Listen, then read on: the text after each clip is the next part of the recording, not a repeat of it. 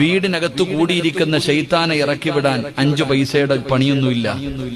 വീടിന്റെ അകത്ത് കൂടിയിരിക്കുന്ന ഇബിലീസിനെ ഇറക്കിവിടാൻ ഒരുപാട് കഷ്ടപ്പാടൊന്നുമില്ല. 1 രൂപ പോലും ചെലവാക്കണ്ട. കൂടോത്രവും മന്ത്രവാദവും മുട്ടകുഴിക്കലും ഒന്നും വേണ്ട. ഖുർആനിലെ ഒരു ആയത്ത് ഓതിയാ മതി, വീട്ടിൽ നിന്ന് ഇബിലീസ് ഇറങ്ങിപ്പോകും. അള്ളാഹു ഈമാൻ നൽകുമാറാകട്ടെ. വീട്ടിൽ കൂടിയിരിക്കുന്ന ഇബിലീസിനെ ഇറക്കി വിടണമെങ്കിൽ ഖുർആനിലെ ഒരു ആയത്ത് ഓതിയാ മതി. അള്ളാഹു നമുക്ക് പഠിക്കാൻ ഭാഗ്യം നൽകുമാറാകട്ടെ. പറഞ്ഞുതരട്ടെ, ഖുർആനിലെ ഒരു ആയത്ത് ഓതിയ നിന്റെ വീടിനകത്ത് കൂടിയിരിക്കുന്ന ശൈത്താൻ ഇന്ന് തന്നെ ഇറങ്ങിപ്പോകും. അള്ളാഹു ഇറക്കിവിടാൻ ഭാഗ്യം തരുമാറാകട്ടെ. ഏതായത്തെന്നറിയുമോ? അള്ളാഹുവിന്റെ വിശുദ്ധ ഖുർആനിലെ ആയത്തിൽ കുർസിയ്യ്. അള്ളാന്റെ പരിശുദ്ധമായ ഖുർആനിലെ ആയത്തിൽ കുർസിയ്യ്.